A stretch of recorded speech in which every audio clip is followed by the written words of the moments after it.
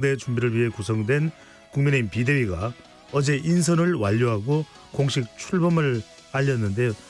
친윤계가 전면 배치됐다는 지적 속에 당 분위기 쇄신에 어떤 역할을 할지 관심을 모으고 있습니다.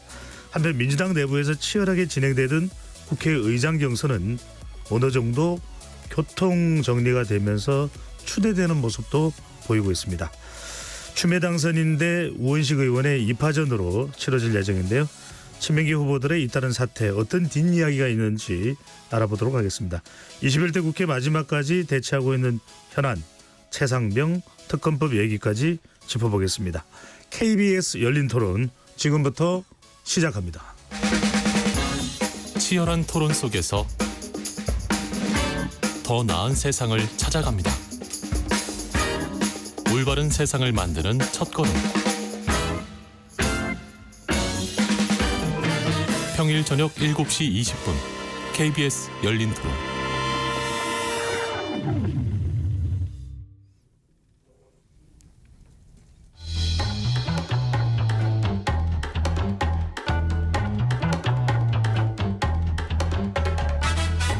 정치를 바라보는 색다른 시선.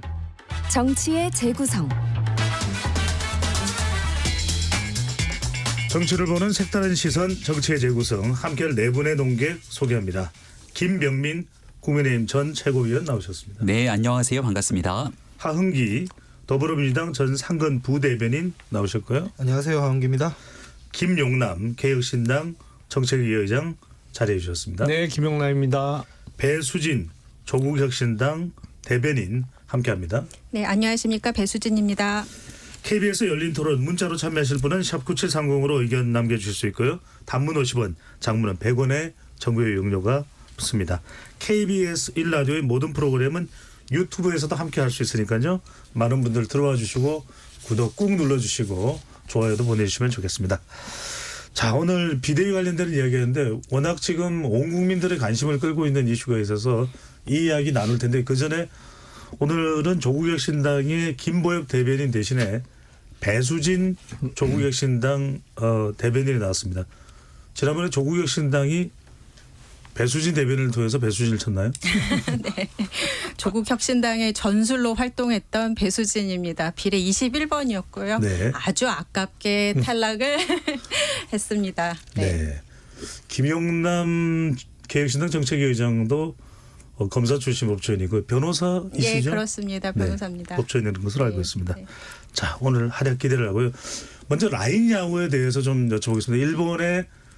일본 정부에서 개인정보 유출에 대한 책임을 물어서 마치 네이버에 그 책임이 있는 마냥 그렇게 내용이 전개되면서 네이버가 라인 야후의 지분을 홀딩스 소프트뱅크와 50대 50대 지분을 나누고 있는 이 홀딩스의 지분을 소프트뱅크에 넘겨야 되는 거 아니냐. 이것이 일본 정부의 강압적 처사다. 이런 온 국민의 비난이 나오고 있는데 먼저 김병민 전 최고위원이 정확하게 어떤 내용인지 좀 짧게 소개를 해 주시면요. 네, 우리 네이버의 라인이 이 모바일 메신저로 이제 일본을 비롯한 동남아에서 굉장히 크게 활약을 하고 있죠. 예. 그리고 일본에는 일본 이 야후 재팬이 있는데 손정희 소프트뱅크 회장이 이끌고 있는 이 야후 재팬 같은 경우는 웹에 기반을 두고 있고 모바일에 기반을 두고 있는 라인 두 개 회사가 2019년도에 같이 합작 회사를 만들기로 결의를 합니다. 그래서 지분을 50대 50의 지분을 가지고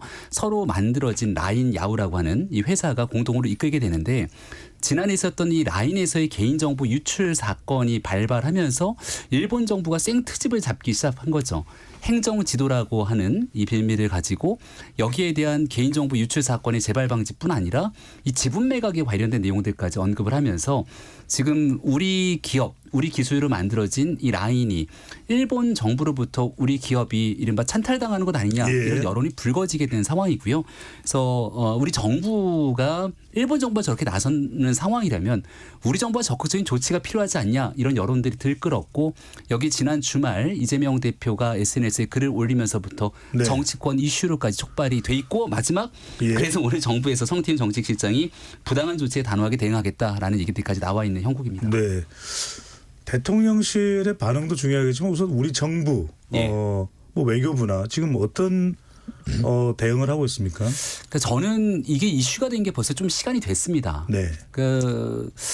너무 부당하게 일본 정부가 우리 기업을 빼앗아 가려는 것 아니냐라고 하는 국내 여론이 들끓고 있었던 상황이기 때문에 정부가 조금 더 발빠른 조치를 하고 네. 이제 네이버가 과연 이 사안에서 어느 정도까지 우리 정부에 요청하고 있는지 아직 명확하게 알려지지는 않았거든요. 대통령실 입장은 네이버의 입장이 중요하고 부당한 조치엔 단호하게 대응할 것이며 또 기업으로부터 그 내용들을 쭉 듣고 있는 상황이다라고 얘기를 하고 있는데 일본 정부가 행정 지도를 통해서 정부가 직접 개입하는 듯한 모습을 보여주게 되는 건 듣도 보도 못한 일 아닙니까? 네. 특히 과거 페이스북 같은 경우도 개인정보 유출 등으로 문제가 된 적이 있지만 그걸 지분 정리하라고 했던 선리를 찾을 수가 없는 것처럼 알겠습니다. 대한민국 정부가 조금 더 적극적으로 예. 이제 나서야 된다는 목소리가 커지고 있죠. 내일 열린 토론에서도 라인 사태 관련된 부분은 짚어보겠지만 오늘 다루는 내용은 정치적인 입장을 좀 확인을 해보겠습니다. 민주당은 어떤 반응입니까? 상당히 또 정부를 비판하는 반응인데 이재명 대표는 이토 히로부미를 거론했어요. 또 히로부미까지 거론할 건 아닌 것 같고요. 그렇게 네. 반일 감정으로 뭐 얘기할 건 아닌 것 같고 이게 뭐 프랑스에서 벌인 일이든 미국에서 벌인 일이든 나라와 무관하게 우리 기업에 대해서 이렇게 한 것 자체가 문제이기 때문에 예. 또 히로부미까지 갈 건 아닌데 제가 좀 문제 제기하고 싶은 거는 이 행정 지도를 일본의 총무성에서 했잖아요. 우리나라로 치면은 행안부랑 기재부랑 합쳐놓은 것 같은 정도의 위상을 가진 아주 강한 정부처인데 이게 절정에 이르렀을 때가 언제였냐면 대통령 기자회견 할 때였거든요. 그때 대통령이 기자회견장에서 일본과 관련된 질문을 듣고 대답하시길 기시다 총리랑은 신뢰관계가 어느 때보다 두텁다 이렇게 대답을 했어요. 예. 근데 이거 이미 진행되고 있는 상황에서 사람들은 이 정치권에서야 물론 대통령 기자회견에 대한 관심도가 높았지만 온 대중들은 다 라인 사태 얘기하고 있었거든요. 기자회견에서는 라인 야후와 관련된 직접적 질문은 얘기는 아니긴 했습니다. 안 나왔습니다만 네. 지금 이 문제가 절정에 다다르고 있었고 불거지고 있는 상황에서 기시다 얘기에 대해서 그런 식으로 평가를 해버리니까 사람들이 의아하다는 반응들이 많았고 예. 민주당에 대해서는 지금 사실 뒤늦게 반응한 거예요. 그 전까지만 해도 뭐 문제 제기를 잘 안 하다가 마찬가지로 대통령이나 정부나 뭐 이 대응이 미적지근하다, 눈 뜨고 코 베인다 이런 비판이 높아지니까 이제 뛰어든 거거든요. 예. 근데 그 방식이 토요일까지 가고 이렇게 갈 거는 아닌 것 같다. 알겠습니다. 네, 싶습니다. 제가 이야기를 끝낸 이유는 조국혁신당의 배수진 대변인이 와서도 그렇습니다. 궁금한 게 네. 조국 대표가 독도로 간다고 그랬거든요. 예, 오늘 어떤 의미로 다녀왔습니다. 이해를 해야 될까요? 저희 조국혁신당은 한참 전부터 이 사태에 대해서 문제 제기를 강하게 하고 있었고요. 오늘은 이제 독도를 대표께서 가셨고 네, 가셔서 이제 성명서를 발표를 했는데 핵심은 뭐냐면 우리가 이런 식으로 일본과 외교를 해서 얻은 게 무엇냐.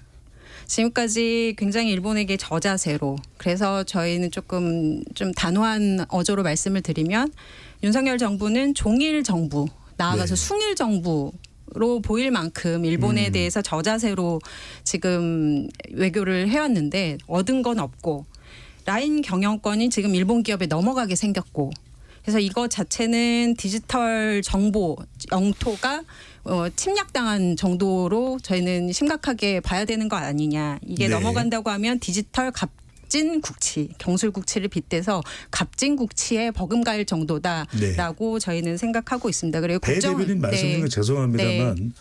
지금 이 조국 대표의 독도 방문에 대해서 네. 물론 뭐 지지하는 지지층도 있겠습니다만 네.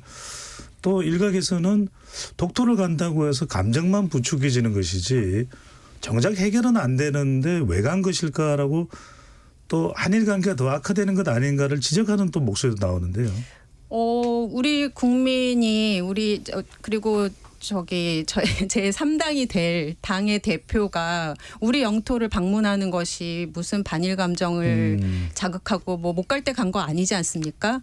우리 국토를 가는 것인데 그것에 대해서 비판을 한다는 것 자체가 조금 이상하다고 생각이 듭니다. 저희는 그리고 이 사태가 만약에 경유권이 넘어가게 된다면 국정조사로 규명해야 될 정도의 일이 아닌가라고 아주 심각하게 보고 있습니다. 알겠습니다. 자, 네이버는 뭐 정치적인 또 외교적인 사항으로 해석할 수도 있겠지만 또 한편으로는 기업 차원의 또 경제적인 이슈라는 이야기도 나옵니다. 국회든 정부든 여야든 김영남 의장이 보시기에는 어떤 대응을 해야 될까요? 이거는요 공식적으로 떠들 문제는 저는 아니라고 생각을 합니다. 그러니까 무슨 의미냐면 예를 들어서 우리 정부가 일본 정부를 향해서 공식적으로 네이버에 압박을 가하지 말라고 발표를 하는 것도 모양새가 이상해요. 그렇잖아요. 왜 그럴까요? 왜냐하면 그럴수록 네이버가 힘들어지거든요. 그러니까 우리나라에서 기업하는 자국 기업도 마찬가지입니다만 외국 기업은 사실은 그 영업 활동을 하는 그 나라 정부의 눈치를 안 볼 수가 없습니다. 그거는 뭐 미국 기업이 우리나라 들어와서 영업을 해도 그렇고 예. 우리 기업이 일본 가서 영업해도 그래요.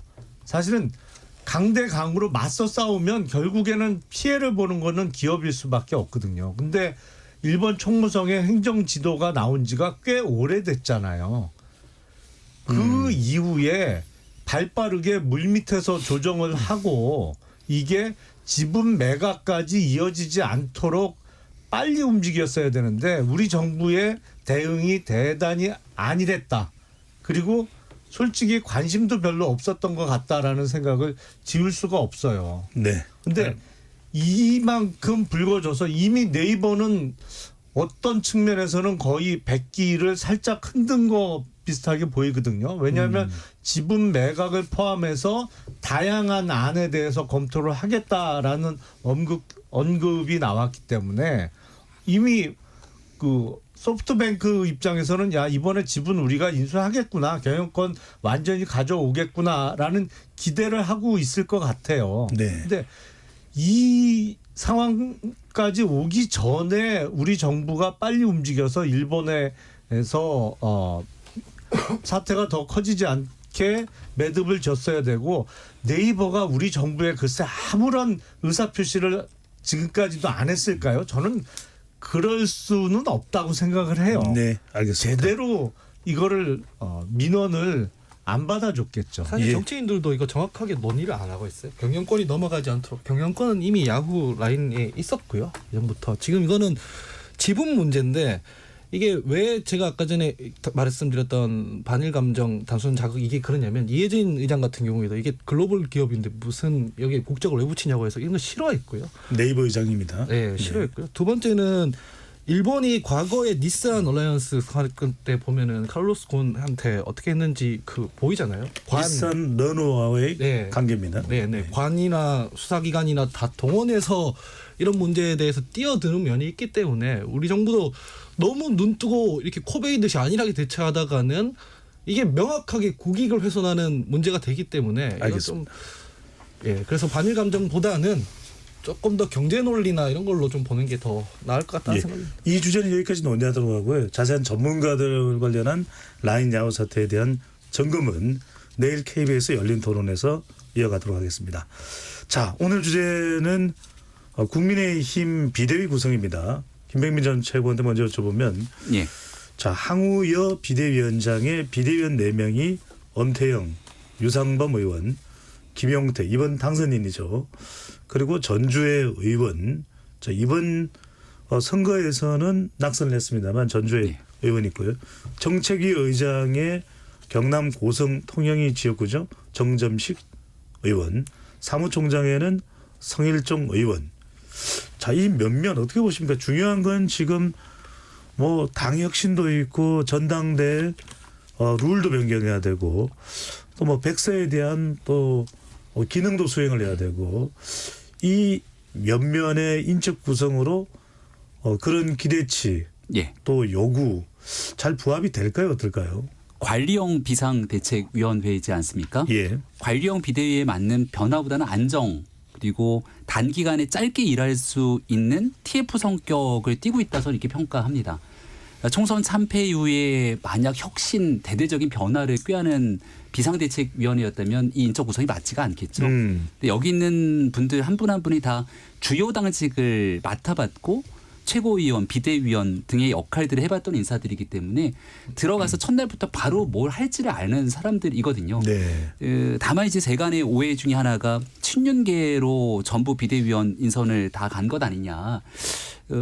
이 상태로 대통령 보위처럼 이렇게 가게 되는 역할들에 머무는 것 아니냐 이런 비판들도 있을 텐데 제가 전주의 의원과 김용태 당선인이 어떤 역할을 할까가 되게 주목이 됐거든요. 예. 특히나 전주 의원을 말씀 주셨던 것처럼 서울 수도권에서 낙선을 했습니다. 그러면 낙선돼 있는 수도권 인사들이 가장 핵심적인 의제 중에 하나가 이 전당대회 룰에 있어서 당원 100%를 민심을 받아들여라라는 요구사항들을 크게 해왔는데 오늘 들어가자마자 그 목소리를 높이더라고요. 예, 그래서 일사불란하게 뭔가 과거로 퇴행하는 모습들을 가져가는 비대위는 아닐 거다라는 기대감을 가져보고 예. 짧은 기간 전대를 준비하는 관리형 비대위이기 때문에 여기에 대해서 큰 상징적인 의미를 둘 필요는 없다고 생각합니다. 김병민 전 최고는 기대한다. 하은기 전 부대변인은 어떻습니까? 좀 고리타분한 느낌이잖아요. 프레시한 느낌이 전혀 없고 무슨 혁신적일 것까지는 없는데 이 선거 지고 나서 뭔가 반성하고 있다. 뭔가 민심의 변화를 보여줘야 된다. 이런 정도는 느낌이 좀 있어야 되잖아요. 그래서 지금 관리형 비대위라고 해도 처리해야 될 게 많아요. 지금 당에서 걸핏하면은 무슨 녹음기 이런 거 녹음 파일 나오고 싸우고 이런 내용들이 있는 데다가 그다음에 룰 변경 문제에 대해서도 녹음 파일은 무슨 얘기입니까? 배현진 의원이랑 이철규 의원 네. 사이에서 뭐 그런 잡음들이 계속 나오고 있기 때문에 그런 선거가 패배한 이후에 있는 그 상흔들을 봉합할 수 있는 면모가 있어야 되는 거고 두 번째는 잘 말씀해 주셨다시피 전당대회 룰 관련해서 이 큰 소음 없이 잘 합리적으로 뭐 바꿀 수 있게끔 하는 그런 역할도 해야 되는데 몇 면들을 보면 되게 무기력해 보이지 않나요? 다 사실 친윤이라 뭐 국민의힘이 친윤 아닌 사람이 어디 있겠냐만 네.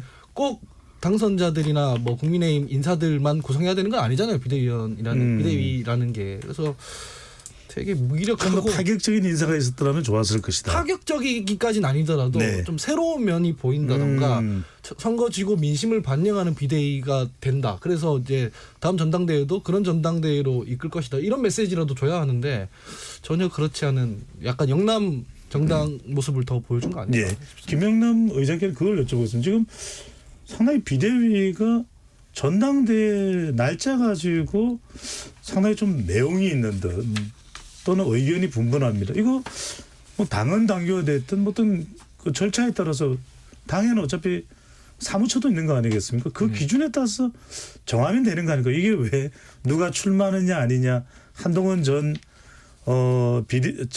비대위원장이 출마를 한다면은 일정이 늦춰질 수도 있고 이걸 어떻게 봐야 될까요?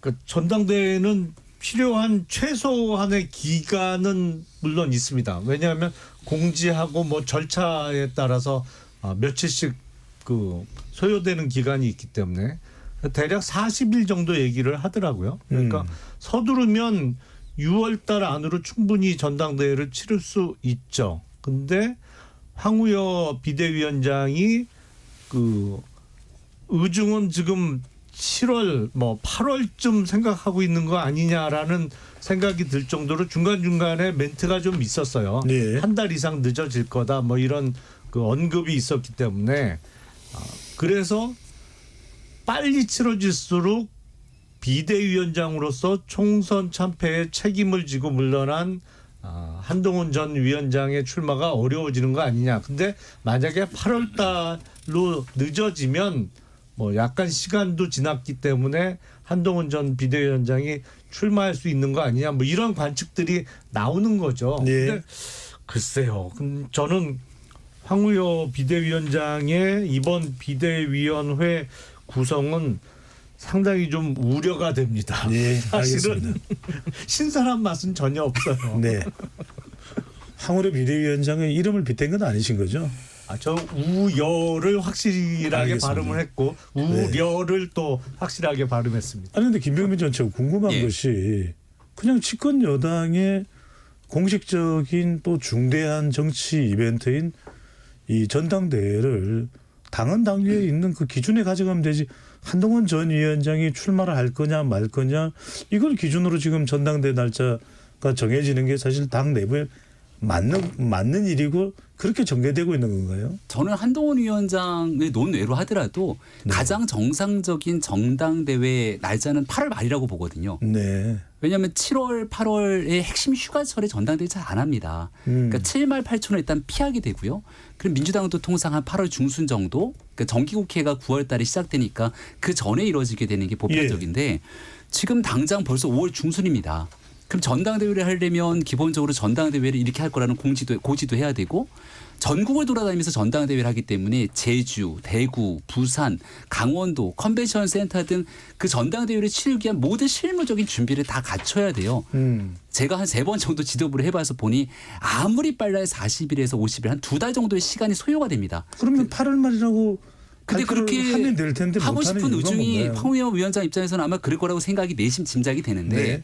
근데 처음에 황우영 위원장 뽑았을 때 얘기가 당신 관리형 비대위니까 2달 만에 뚝딱 해치워라 이런 목소리들이 컸던 것 아닙니까? 근데 물리적으로 2달이 안 되는데 너무 성급하게 잡았던 것 같고 그걸 정상적인 범주에서 황우영 위원장이 가져가려고 하는 것들을 이거 한동훈 위원장을 위한 시간 벌기 아니냐라는 오해가 겹치면서 일이 진행된 것 같은데 빨리 하나 늦게 하나 네. 당원 비중을 지금처럼 100%를 하나 여론조사 30, 50을 반영하나 현재 구도에선 한동훈 위원장 당대표 가는 길에 꽤 유리하게 설정돼 있는 구도여서 네. 이게 한동훈 위원장이냐 아니냐를 결정짓는 중요 변수가 될 수는 없다고 생각합니다. 네. 제 김병민? 기억에요. 네. 2016년도 4월 20대 총선을 그때 새누리당이 참패를 했어요. 압승을 할 줄 알았는데 참패를 했어요.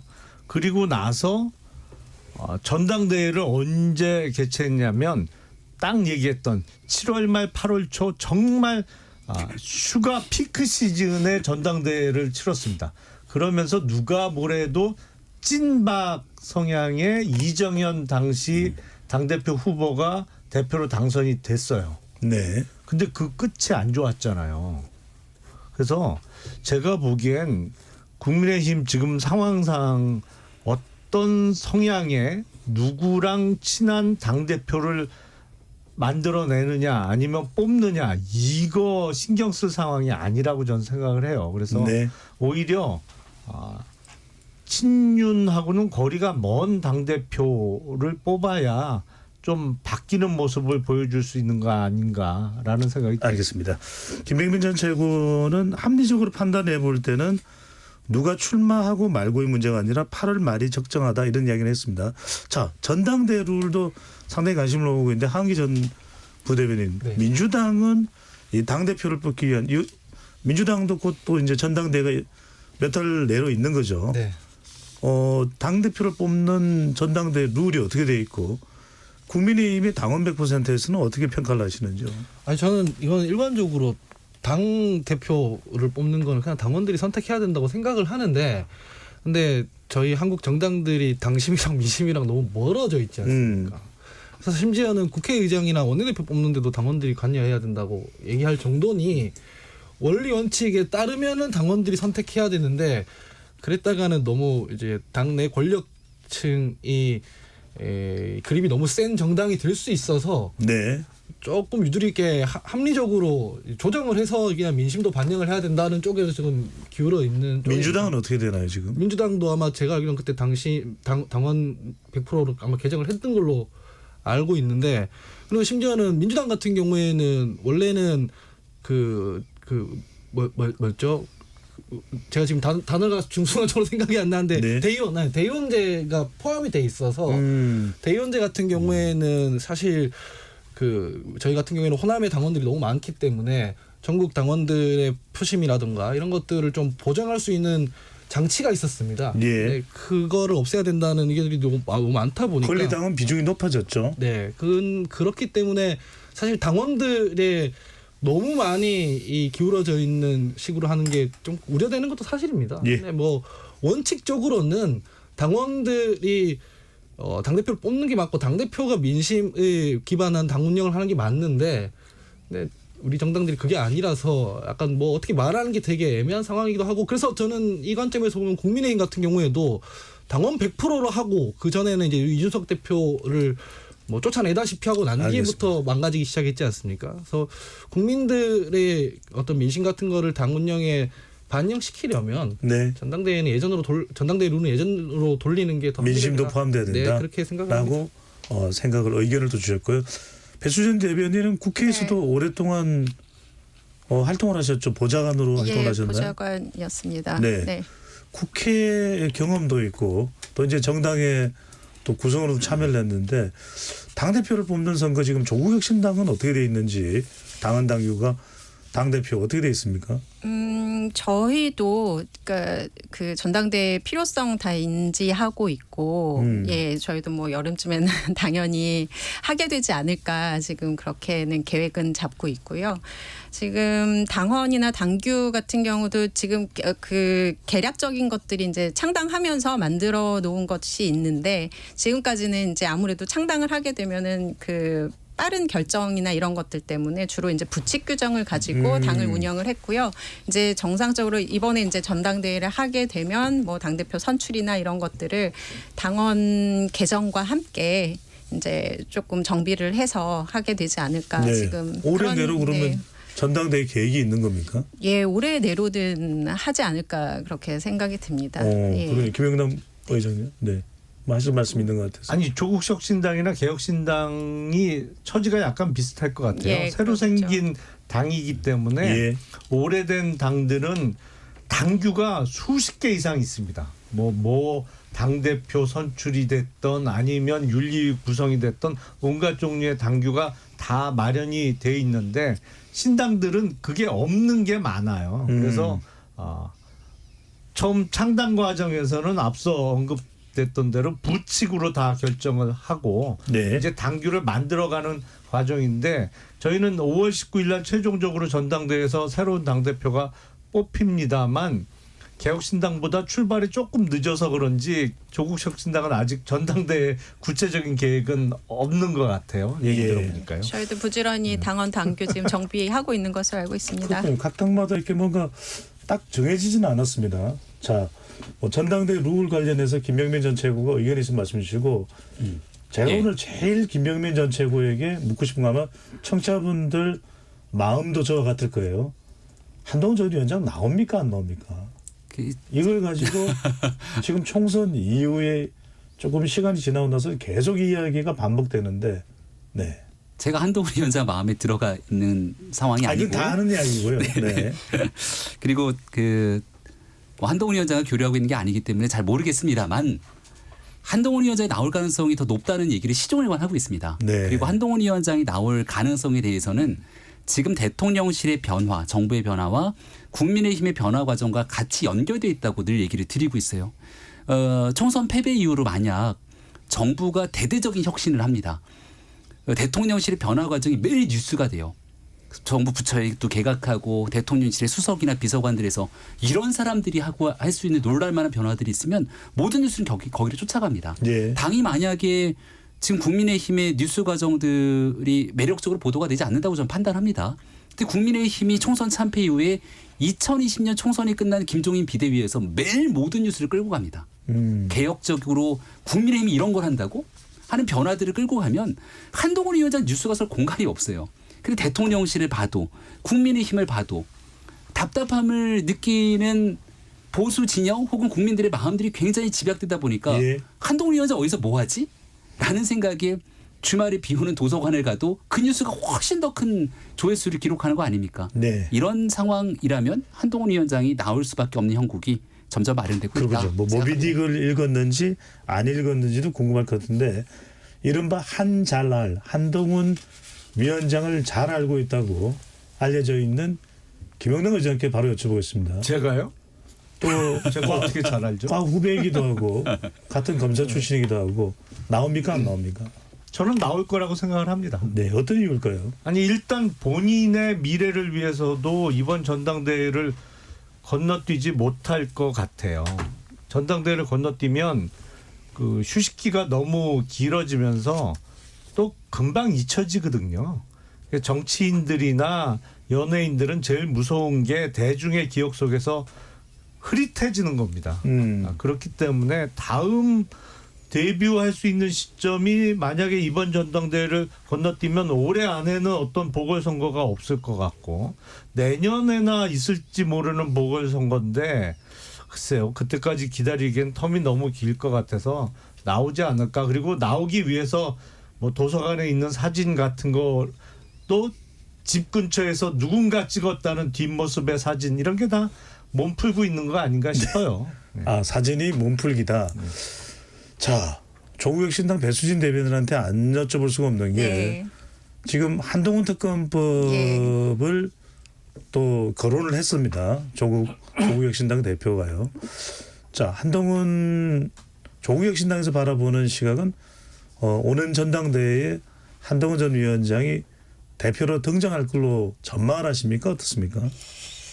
예, 일단 제 개인적으로는 등장을 하실 것 같고요. 네. 일단 두 가지 측면에서 이제 생각을 해봤는데요. 저기 그 진행자분께서 말씀해 주셨듯이 일단 저희 조국혁신당의 1호 법안인 한동훈 특검법이 기다리고 있습니다. 예, 상당히 부담이 되실 거라고 생각이 들고요. 두 번째로는 한동훈 전 비대위원장은 지금까지 그 누군가의 픽 한마디로 말해서 누군가의 예. 발탁에 의해서 항상 높은 자리에 가신 분이거든요. 심지어 비대위원장도 마찬가지라고 생각이 들고요. 본인 스스로도 이제는 그런 어떤 그 발탁이 아니라 뭐 당원이나 누군가에 의해서 당원들의 어떤 선출에 의한 그런 어떤 정당성을 좀 확보해 스스로 보겠다. 쟁취하는, 네. 그런 것도 조금 욕심을 내볼 수 있지 않을까 그런 생각 조금 하고 있습니다. 왜냐하면 기자회견 때 윤석열 대통령께서 앞으로 정치인으로서 길을 잘 걸어나갈 것이다라고 말씀을 하셨거든요. 더 이상 나의 픽은 없다라는 의미로 받아들여졌습니다. 기자회견에 그 대통령의 발언이 그것을 암시한다 이렇게 해석을 하시는군요. 뭐 그렇게 이제 예, 개인적으로 그렇게 보고 있어서요. 그런 것들 포함해서 그리고 네. 특검법도 상당히 부담스러워 하실 거고요. 아무 자리 없으신 것보다 뭔가 도전해서 어떤 자리라도 계시는 게 낫지 않을까 생각합니다. 알겠습니다. 이따가 시간이 좀 더 되면 이야기 나누고 싶은데 정치의 재구성하는 월요일 되면 우리 작가가 이렇게 질문을 많이 줘요. 왜냐하면 이게 정치권 현안이 워낙 많다 보니까 이번에는 하은기 전 부대변인으로 갑니다. 자, 정성우 의원도 추미애 당선인에게 힘을 실어주고 물러나. 그다음에 조정식 의원도 추미애 당선인에게 힘을 실어주고 물러나. 네. 무슨 이유입니까? 보도에 따르면은 뭐 박찬대 원내대표가 교통정리하는데 역할을 했다는 거 아닌가요? 그러니까 네. 박찬대 원내대표가 정성우, 조정식 두 의원에게 그렇게 메시지를 전달했다면 그게 이재명 대표의 메시지로 봐야 되나요? 라고 추정하는 게 합리적이죠. 그래서 저도 네. 사실 예상이 완전 빗나갔고 좀 당황스럽게 봤습니다. 당 지도부가 국회의장 선거하는데 뭐 이렇게 누가 메신저가 나서가지고 노선 정리하고 이런 거 제가 처음 봐가지고 원내대표면 그럴 수 있는데 국회의장은 사실 4선, 5선, 4선도 아니죠. 5선, 6선 하는 그 중진 원로들이 출마하는 그런 선거잖아요. 그래서 네. 의원들이 알아서 판단하게 그냥 내버려 두고 오해 안 받게 두는데 이거를 왜냐하면 국회의장은 민주당을 대표하는 그런 자리가 아니잖아요. 예. 의정서열 2위에 사실 입법부를 대표하는 읍벽부 수장을 뽑는 거라서 저는 이거는 이렇게 하는 건 처음 봤기 때문에 약간 우려되기도 하고요. 그래서 잘 모르겠습니다. 왜 이렇게 하는지. 근데 뭐 본인들 얘기로는 정성호 의원이나 조정식 의원이나 너무 다 친명이니까 자기들 뭐 원내대표도 친명으로 지금 구성이 돼 있는 상태에서 국회의장까지 그렇게 되면은 곤란한 거 아니냐 뭐 이런 명분을 내세우는데 추미애 의원은 그런 반명인가라는 의문이 들잖아요. 예. 그래서 저는 사실 솔직히 말씀드려서는 좀 우려스럽게 보고 있습니다. 예. 근데 김영남 의장께 안 여쭤볼 수 없는 게 마치 두 명의 중진 다선 의원이 이렇게 추미애 당선인에게 힘을 실어주는 상황에서 우원식 의원의 그런 포지션은 뭡니까? 그러니까 뭔가 메시지가 전달이 안 된 겁니까? 아니면 우원식 의원과의 치열한 피튀기는 대결 국면으로 간다고 봐야 됩니까? 아니면 페이스메이커라고 봐야 되나요? 어떤 의미가 있는 겁니까? 더불어민주당은 최근에 있었던 원내대표 선출을 추대 방식으로 했잖아요. 다른 나오려고 했던 의원들이 다 주저앉으면서 박찬대 의원 한 명만 후보 등록을 했고 그냥 사실상 박수치고 원내대표 뽑았는데 처음에 4명이 나올 줄 알았는데 2명은 주저앉았고 우원식 의원마저 주저앉히면 국회의장 후보까지 추대 방식으로 선출하는 거밖에 안 되잖아요. 그런 모습을 조금 피하고자 했던 거 아닌가라는 생각이 들고 제가 보기엔 2파전으로 붙는다고 해도 지금 이미 기운 것으로 보이는데 누가 최종적인 민주당의 의장 후보가 될지는 이미 확 기운 것 같은데 당내 민주주의라는 측면에서나 아니면 어떤 패권주의의 팽창 바로라는 측면에서도 대단히 걱정되는 상황이고 예. 22대 국회는 뭐 그 전에 21대나 20대, 19대 다 좋은 평가는 못 받았습니다만 22대 국회는 정말로 난생 처음 경험하는 국회가 될 가능성이 높아 보입니다. 네. 배수진 대변인에게는 네. 뭐 누가 된다고 단정할 수는 없습니다. 왜냐하면 우원식 후보자도 있고 네. 국회의장 후보자로 입하전이 됐습니다. 그런데 상당히 유력해 보이면은 분명해 보입니다. 왜냐하면 박찬대 원내대표가 메시지까지 또 거중 조정까지 해줘서 4파전이 될 걸 2파전으로 만들어줬다면 거의 이제 추미애 당선인이 의장으로 유력시 되는데 최초 이제 여성 국회의장의 탄생의 의미도 있고 한편으로 이걸 안 여쭤봤으면 그 부분도 좀 대답을 해 주시고요. 짧게. 또 하나는 우리가 문재인 정부에서 가장 크게 많은 사람들이 주목했던 게 추윤 갈등이었습니다. 윤석열 대통령과의 대충돌이었는데 다시 한 번 더 추윤 대첩설이 나옵니다. 어떻게 해석을 해야 될까요? 일단 제가 뭐 소위 말하는 뭐 명심 이런 것들을 판단한 입장은 아니라서 좀 잘 모르겠지만 일반적으로 그동안 국회의장 선출의 관례가 뭐 선수나 경력이나 뭐 이런 것들 경험 등에 비추어 가지고 또 선출됐던 그런 관례도 있어서 객관적으로는 이렇게 정리되는 것 자체가 좀 이상해 보이지는 않은 그런 면이 있는 것 같기는 하거든요. 네. 네. 그리고 이제 여성 국회의장 말씀하셨는데 저희 헌정사에서 여성 국회의장이 탄생한다면 굉장히 의미 있고 또 이제 지난번에는 이제 여성 국회 부의장 탄생으로도 많은 이제 뉴스가 양산이 됐듯이 뭐 여성 국회의장이 탄생하면 또 굉장히 의미 있는 그런 역사적으로 의미 있는 일이 되지 않을까 그런 생각이 듭니다. 추윤 갈등에 대해서는요? 추윤 갈등에 대해서는요. 추미애 전 장관이 워낙 이제 강직하신 분이고 또 소신 있으신 분이라는 점은 뭐 누구나 다 알고 있겠죠. 근데 어떻게 갈등을 그때와는 좀 다르지 않겠습니까? 입법부의 수장과 행정부의 수장인데 예, 조금 다르지 않을까 그렇게 예. 생각합니다. 김용민 전 최고 생각보다 추미애 당선인이 국회의장이 유력시되고 있는 부분에 대해서 국민의힘은 상당히 좀 잠잠해 보이기도 합니다.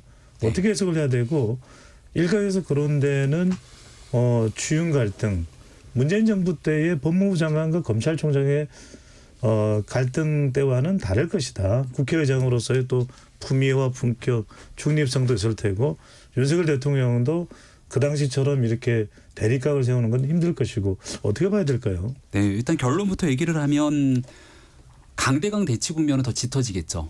이른바 복수혈전이 시작되는 것 아니냐라고 하는 평가가 현실화될까 봐 좀 걱정이 큽니다. 보수 진영 일각에서는 추미애 당선인을 두고 보수의 어머니라고 평가할 정도로 지난날 추윤 갈등이 정권 교체 과정에서 큰 역할을 했다 이렇게 얘기를 하고 있고요. 그러니까 추미애 당선인이 국회의장이 되면 보수의 어머니를 넘어서 이제 어려운 위기에 처한 보수의 애프터 서비스까지 해주는 것 아니냐 이렇게 생각하는 분들도 있는데 저는 별로 동의하지 않습니다. 왜냐하면 추미애 이 당선인을 바라보는 특히 강성 지지층의 시각은 추장군이라고 불릴 정도로 더 선명하고 강성 기조로 국회를 끌고 가라는 것 아닙니까? 정치적 중립 이런 것보다 아마 추미애 국회의장이 탄생되는 순간 정말 듣도 보도 못한 대치 국면이 이뤄질 수 있을 텐데 지금 108석의 국민의힘이 여소야대 국면에서 굉장히 위축돼 있고 이 상황에서 민주당에서는 공공연하게 탄핵 얘기까지 나오고 있는 과정을 만약 국회의장이 선을 넘고 현실화시키는 노력들을 하게 된다면 지난날 추윤 갈등을 넘어서서 이건 대한민국 정치판 전체를 대혼란에 빠뜨릴 수도 있거든요. 예. 게다가 사적 감정이 남아있을 수도 있다고 판단되기 때문에 극히 우려되는 지점들이 많다. 한기전 부대변인 발언을 1분 마지막으로 듣고 싶었는데 추미애 당선인이 국민을 버리는 협치는 할 수 없다. 협치가 아닌 민치를 하겠다. 어떤 의미? 이 추윤 갈등에 대한 우려 어떻게 평가를 하고 해석을 해야 될까요? 김병민 전 최고위원께서 표정 관리를 참 잘하신다는 좀 생각이 들던데 아마 추미애 그 당선자가 의장 되기를 원하실지도 몰라요. 최근 갈등이 있어서 국회에서 민주당이 사실 원사이드로 국민의힘 두들겨 패기 시작하면 민주당이 불리해지거든요. 그 국회의장 중립이 아니다 뭐 이런 얘기를 하는데 사실이 아닙니다. 국회법에 다 중립 의무가 있는 것이고 그래서 당적 이탈하게 돼 있는 것이고 국회의장뿐만 아니라 상임위원장만 하더라도 민주당에서 국민의힘 상임위원장이 편파적으로 회의 진행하고 이러면은 중립 지키라고 하거든요. 그래서 저는 당연히 국민의 의사가 중요하다고 생각을 하지만 그렇다고 하더라도 국회의장은 어느 특정한 정파에 맞춰서 있어야 되는 그런 직책은 아니기 때문에 추미애 의장이 실제로 되신다 하더라도 네. 좀 그런 부분까지는 고려해서 임무를 수행했으면 좋겠다는 생각합니다. 일단 근데 저희 민주당이 3선 이상 의원이 54명이거든요. 그래서 지켜봐야 돼요. 어떨지 아직 잘 모르는 겁니다. 아, 최종 국회의장 선출 결과가요. 예, 국회의원들이 그 선거권 가지고 있는 네. 그런 선거는 무슨 뭐 지도자가 딱 정해가지고 줄 세운다고 되는 게 아니고 좀 봐야 됩니다. 네. 네. 박찬대 원내대표가 조정을 했다고는 하더라도 네. 알 수는 없다. 자, 지금 여러분께서는 KBS 열린 토론 함께하고 계십니다. 유튜브에 들어가셔서 KBS 1라디오 또는 KBS 열린 토론을 검색하시면 지금 바로 토론하는 모습 보실 수 있습니다. 방송을 듣고 계신 여러분이 시민 농객입니다.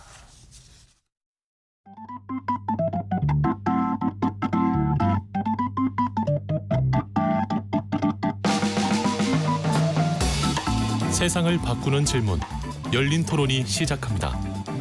KBS 열린 토론은 언제나 열려 있습니다. 단문 50원, 장문 100원의 유료 문자 샵 9730 그리고 KBS 어플리케이션 콩으로 여러분의 의견을 남겨주세요.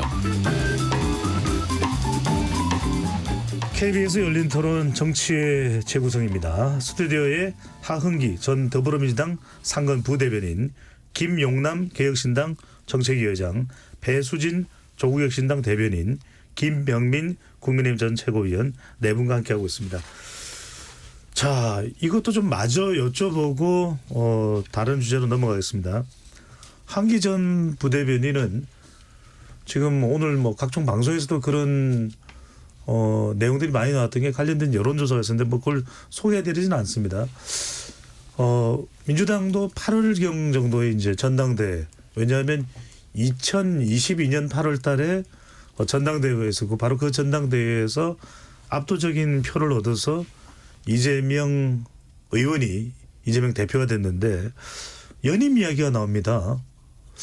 뭐 연임이 거의 굳어져가는 추세도 되고 있다고 봐야 될까요? 어떨까요? 그렇게까지 내밀하게 모르는데 공공연하게 이제 이재명 대표와 가까운 분들이 뭐 방송 등에 나와서 연임 괜찮다라고 말씀하시는 것이나 보도의 흐름을 봤을 때는 진지하게 검토를 하고 있는 것 같습니다. 근데 저는 네. 뭐 일관적으로 말씀드렸다시피 이재명 대표한테 별로 안 좋을 것 같다는 생각을 하거든요. 그러니까 이제 사실 국회 시작하고 좀 지나면은 바로 대선 레이스가 들어가야 될 텐데 대표 임기 중에.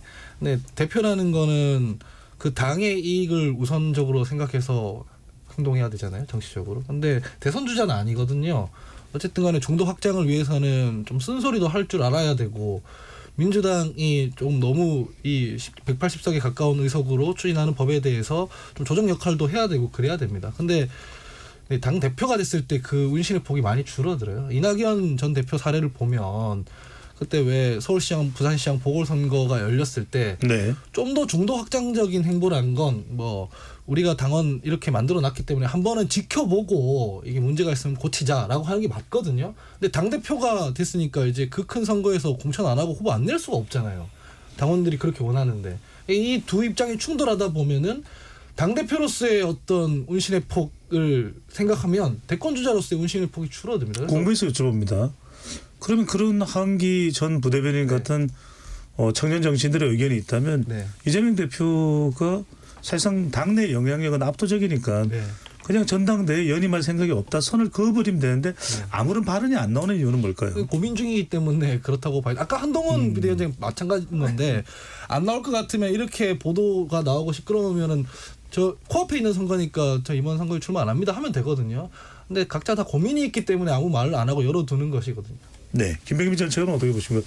네. 아직까지 이재명 대표와 전당대회에서 경쟁자가 될 수 있는 사람이 거론되는 이는 전혀 없습니다. 이건 어떻게 봐야 될까요? 이재명 대표가 나오려고 하는 의지를 분명하게 보이고 있기 때문에 국회의장 원내대표 선거, 국회의장 선거만 하더라도 명심이 어디 있는지를 찾고 있는 상황에서 당대표 이재명 대표가 연임하겠다는 의지를 암묵적으로 이렇게 보이고 있는데 어느 누가 여기 경쟁을 하겠습니까? 정청래 최고위원 등 주변에 있는 사람들이 앞다퉈서 이재명 연임론을 얘기하고 있는데요. 아무리 많은 권력을 갖고 있다 하더라도 예. 이게 정치라는 건 내가 예상한 대로 100% 모든 애들이 맞아 떨어져서 가지는 않습니다. 다양한 변수들이 발생했을 때 그걸 가장 강력하게 조정할 수 있는 당내 리더십을 놓치고 싶어 하지 않는다는 생각이 첫 번째가 있고 이재명 대표의 특수성은 누가 뭐래도 사법 리스크의 한복판에 놓여져 있다는 것이겠죠. 당권을 강력하게 장악하고 있으면서 사법 리스크를 대응하는 것과 이것들을 제3자 대리인에게 주면서 사법 리스크를 대응하는 것에 차이가 있을 거라고 보고 앞으로 재판을 가는 과정에서도 당 대표로서 일정 부분 불출석 연기하는 상황과 당대표가 아닌 일발 개변 의원으로서 하게 되는 역할들은 차이가 있을 것 아닙니까? 예. 그래서 이런 사법 리스크의 고민 때문에라도 당대표를 한 번 더 할 가능성이 크다고 봅니다. 배수진 대변인끼리 이거 안 여쭤볼 수가 없습니다. 네. 올해 이제 전당대회 있을 가능성이 높다고 그랬는데 아직 당이 뭐 오랫동안 탄탄히 뭐 다져진 성격은 아닙니다. 네. 좀 신당의 성격이 강하다고 봐야 되는데 그럼 조국 대표가 뭐 법적인 부분은 우리가 다 알고 있는 상황이니까 그거는 대법원에서 법 절차가 진행되면 진행되는 대로 우리가 판단을 내리고 다시 또 대표로 나올 가능성 상당히 있다고 봐야 될까요? 어떨까요? 모두들 같은 생각을 하실 것 같은데요. 예, 뭐 제 개인적으로는 대체할 만한 분이 이제 출범하는 당에서 그 당의 얼굴인데 대체할 만한 분이 계실까라는 생각도 들지만 또 전당대회는 또 해봐야 아는 것 아니겠습니까? 예, 좀 다른 분들 또 혹시 또 강력한 경쟁자가 또 나온다고 하면 또 당원들의 선택을 또 받으실 수도 있지 않을까. 네. 누군가는 이런 이야기도 합니다. 네. 당명이 조국혁신당이라 네. 조국 대표가 아니면 상당히 난감할 수도 있다는데 당명을 바꿀 가능성도 있습니까? 저희는 이 당명 자체가 그때 당원들의 그 어떤 공모를 통해 가지고 정해진 것이거든요. 네. 그때 굉장히 많은 토론도 있었고 그리고 굉장히 그 뜻 자체도 사실 그 뭐 조국이라고는 하지만 그 조국이 우리의 조국 아닙니까? 그런 뜻도 있고 또 혁신한다는 그런 저희의 이제 기치와도 너무 잘 맞는 거라서 예. 그래서 당명 개정 가능성은 없다라고 말씀을 드릴 수 있겠습니다. 네. 네. 오늘 그래도 KBS 열린 토론이 단독을 하나 건졌네요. 조국혁신당의 당명이 바뀔 일은 없다. 그건 누구나 예상할 수 있는 거 아니에요? 자, 진행 이어가겠습니다. 자, 윤석열 대통령 지지율 총선 여파를 벗어나지 못하고 있는 모습입니다. 오늘 소개되는 모든 조사는 중앙선거여론조사 심의위원회 홈페이지에서 확인 가능합니다. 리얼미터가 에너지경제신문에 따라 지난 7일부터 10일까지 실시한 유무선 자동답 조사 결과인데요. 윤석열 대통령 국정수행 긍정평가 30.6%. 자, 이 총선 이후에 30% 정도 수준의 내려온 이 지지율이 거의 반등을 한 달여 가까이 못하고 있는 그런 상황입니다. 자, 김영민 전 최고한테 먼저 여쭤볼게요. 네. 윤석열 대통령이 기자회견도 했고 또 이재명 대표와 만나서 용산 해동도 가졌는데 또 현장 방문으로 지난 10일에는 청계천도 방문하고 서대문구의 영천시장도 찾아갔거든요. 지지율이 요주부동인 것은 어떻게 봐야 될까요? 지지율이 좀 낮죠. 그러니까 총선 참패율로 더 낮아지고 있는 거를 부인할 수 없을 겁니다. 이 정도의 상황이면 굉장히 깜짝 놀랄 만한 반전, 이런 변화에 대한 새로운 시도를 해야 됩니다. 하지만 지금 대통령실에서 소통을 하겠다고도 얘기를 하고 있고 여러 행보를 하고 있습니다만 가장 본질적으로 대통령과 가까운 인사들 중심으로 국정 운영을 하게 되는 과거의 기조에서 큰 변화가 없는 것처럼 보인다는 게 저는 보수층 내에서도 전체 보수층의 총체적인 결집을 끌어내지 못하는 한계라고 생각합니다. 예를 들어서 보수 내에서도 한동훈 위원장과의 관계가 좀 서먹해진 것 아니냐라고 하는 게 첫 번째 문제라고 보고요. 두 번째는 이보다 조금 더 나가게 된다면 당내에서는 유승민 전 의원처럼 개혁적인 성향을 갖고 있는 인사들도 있을 것이고 여기보다 한 단계 더 나가면 보수에 같이 몸을 담았던 제 옆에 있는 김용남 전 의원님처럼 이렇게 개혁신당에 있는 인사들까지 폭넓게 보수 전체를 아우르면서 우리가 총선은 졌지만 남은 임기 3년 동안 국민의 뜻을 받들어서 가장 처음 윤석열 정부를 만들었던 공정과 상식의 기치를 쭉 이어가겠다라고 깃발을 높게 들고 변화를 일신했으면 그러면 아마 지지율 반등이 있었을 텐데 지금은 총선 전과 후가 뭐가 달라졌느냐라고 하는 이 보수층 내부의 비판조차도 꽤 큰 상황이어서 네. 당분간은 좀 이런 횡보가 진행될 것 같은 걱정이 큽니다. 한기 전 부대변인한테 안 여쭤볼 수 없는 게 결과적으로는 지금 21대 국회 마무리, 22대 국회를 앞두고 최대 이슈는 대통령이 기자회견 때도 그렇고 최상병 특검법과 김건희 여사와 관련된 수사 네. 또 이 의혹 논란입니다. 이 부분을 야당은 뭐 기자회견을 보면서 민주당이겠죠. 어떤 판단을 하고 있습니까? 그러니까 지금 박찬대 원내대표의 태도를 보면 대통령이 안 바뀐 것 같다. 우리는 계속해서 특검법 추진하고 거부권 행사하면 또 다른 방법으로 추진하고 이렇게 계속 더 강대강 대치 국면이 될 것 같은 예상이 또 나오고 있습니다. 본질적으로는 안 바뀐 게 맞죠. 뭐 사과도 하고 그랬지만은 뭐 그런 표책을 다 걷어내고 보면 어쨌든 특검 안 받겠다 뭐 이런 거잖아요. 하나도 야당에서 요구하는 거 안 받아준다는 얘기라서 하던 대로 하겠다는 거였어요.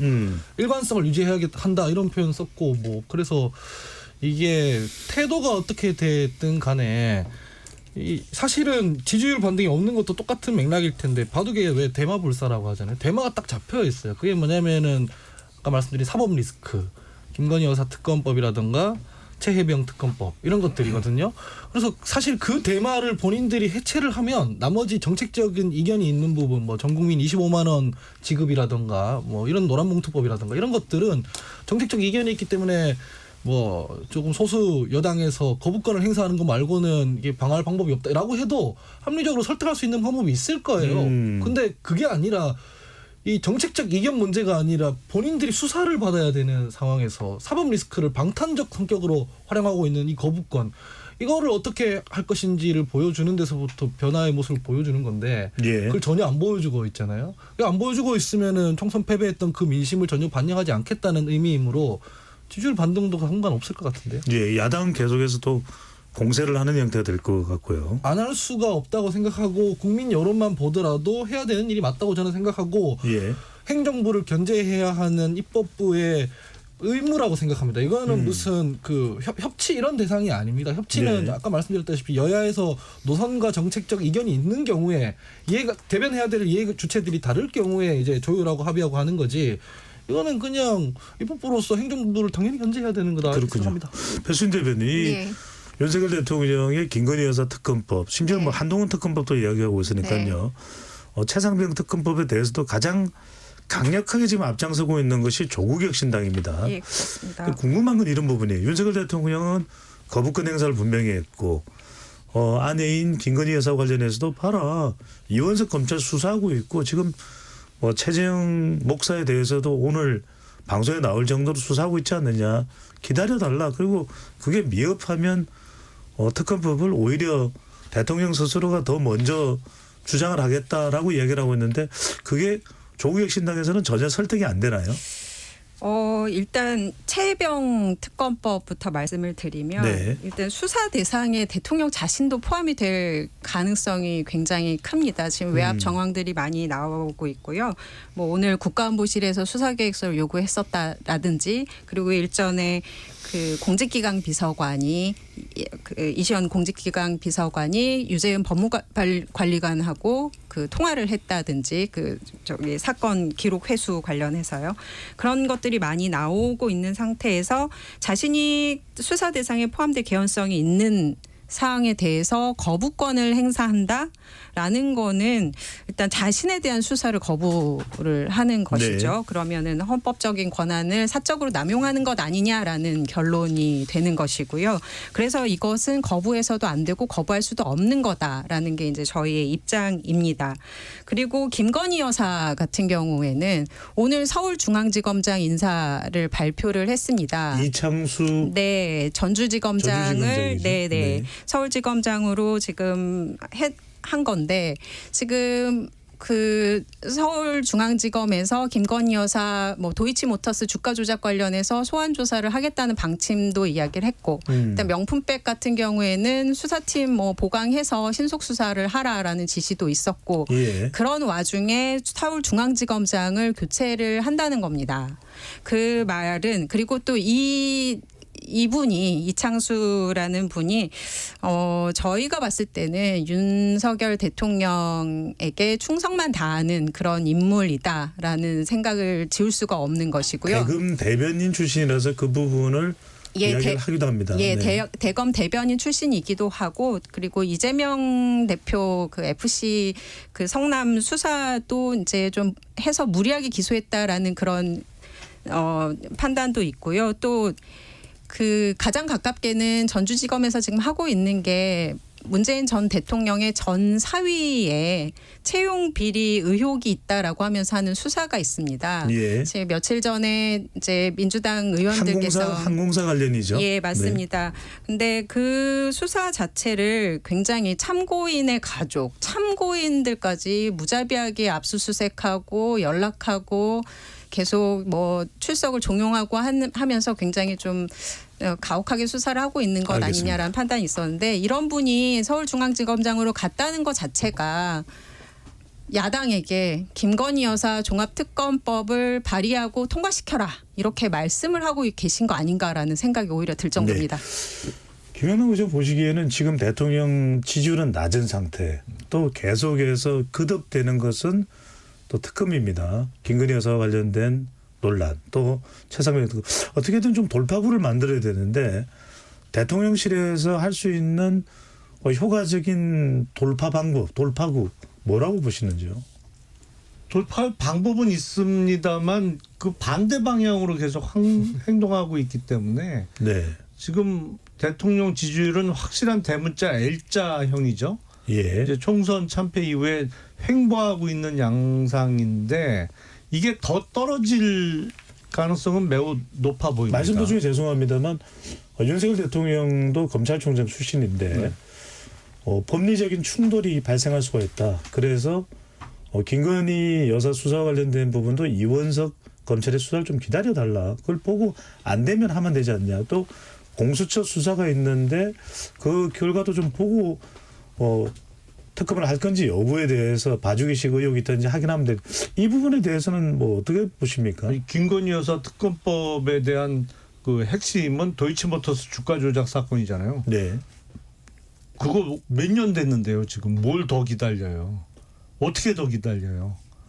그거는 말이 안 되는 거예요. 그거는 이 정부 들어와서 아무런 결정도 안 하고 그냥 사건을 그 어디 캐비넷 안에 넣어놓은 지가 만 2년이 넘은 사건이잖아요. 네. 물론 그전 정부에서 탈탈 털었다 뭐 이런 발언은 기자회견에서 하셨습니다만 그 이야기를 했습니다. 윤석열 대통령이요. 그때도 소환 조사 한 번도 안 받았잖아요. 그러니까 탈탈 털었다고 표현하는 것은 적절하지 않는, 팩트에 부합하지 않는 표현이고, 이 정부 들어서 기소를 하든지 무혐의를 하든지 둘 중에 하나는 할 수 있었음에도 불구하고 만 2년이 넘도록 아무런 결정도 안 하고 있는 상태에서 더 기다려야 된다?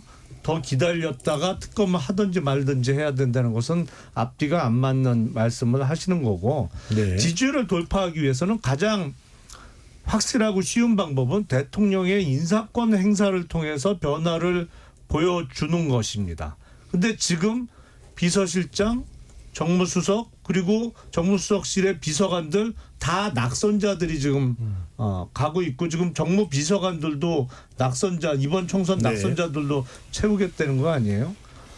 아니 지지율이 올라갈 계기를 어떻게 만들어요? 이러면 알겠습니다. 더 떨어지지 않으면 다행이죠. 오늘 추경호 신임 국민의힘 원내대표가 더불어민주당 박찬대 원내대표를 만났습니다. 상견례라고는 이야기를 했는데 박찬대 원내대표는 잠깐의 덕담을 나누고 난 이후에는 바로 25만 원 특검법 이야기를 했습니다.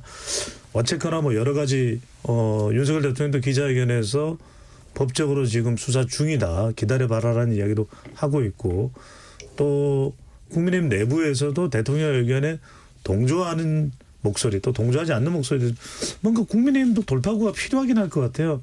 네. 지금 비대위도 구성이 되어 있는 상태인데 국민의힘에서는 그러면 이걸 어떻게 돌파를 하겠다라는 계획을 가지고 있는지요.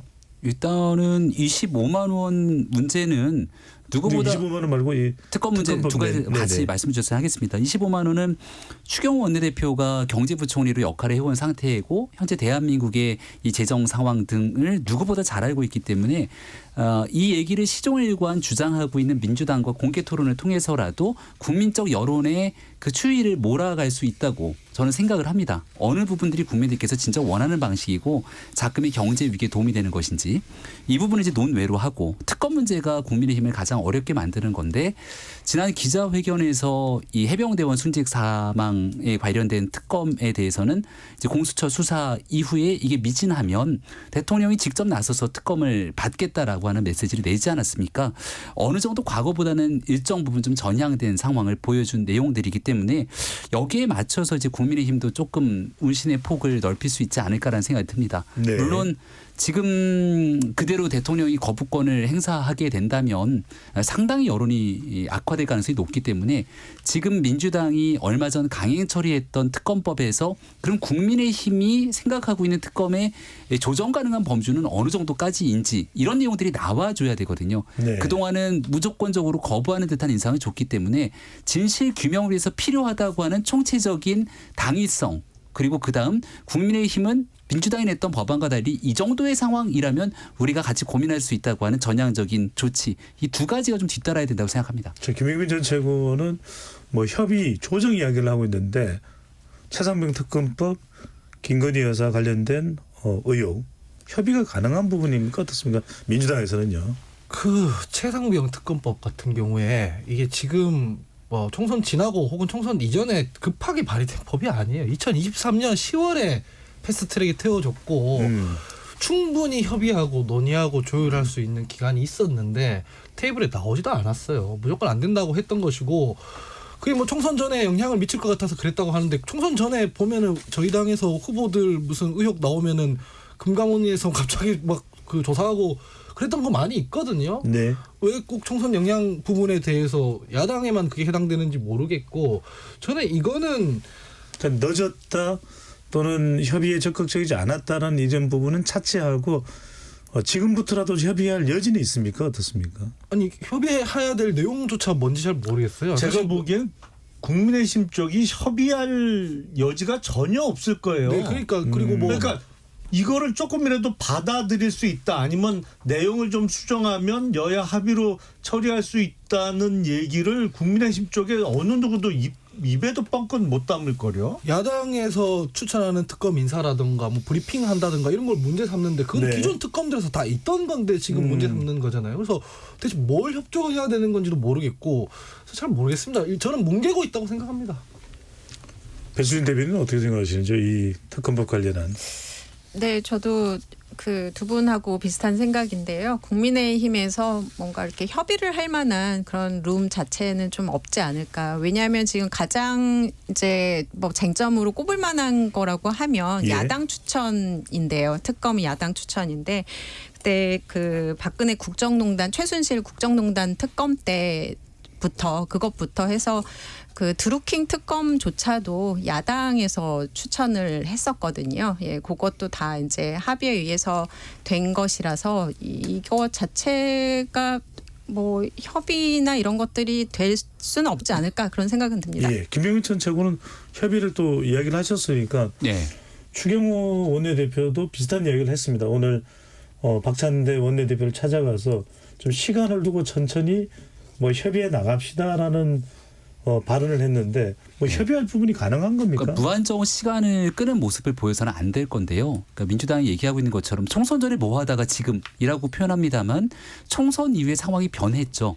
국민들의 준엄한 민심도 어느 정도 확인이 됐고 네. 대통령도 과거와 달리 전향적인 입장을 피력했고 과거에는 전혀 모르쇠로 일관했다면 지금은 국민의힘의 의원들 중에서도 이 문제 그냥 외면하기 어렵다라고 하는 인식을 갖고 있는 분들이 있을 겁니다.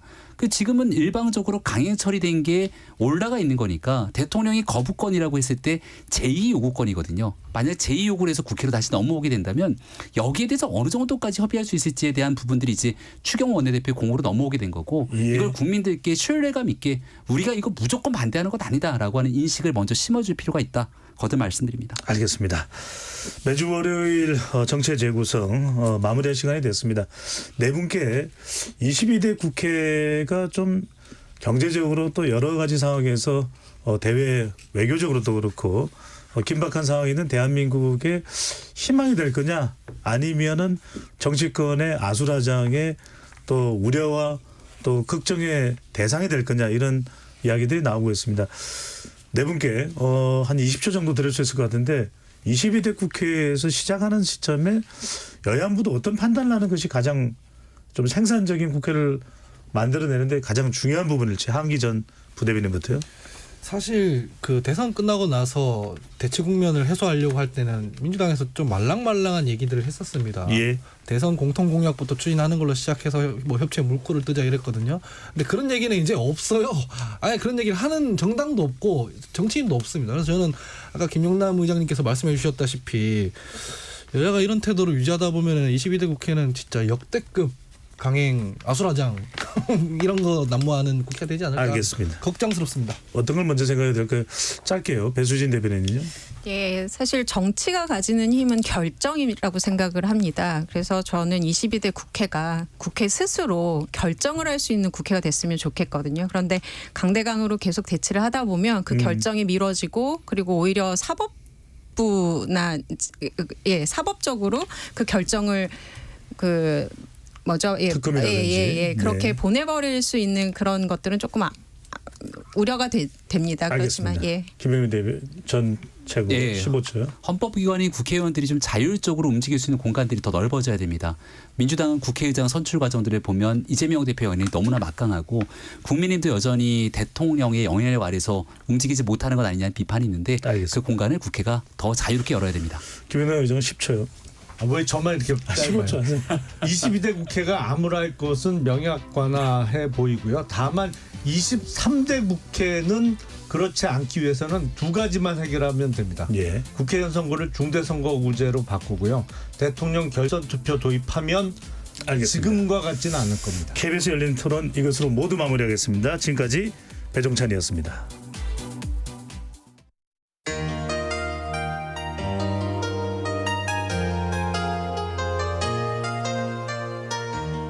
아픈 사람을 만나면 의사가 되고 위험에 빠진 사람을 만나면 구조대가 됩니다.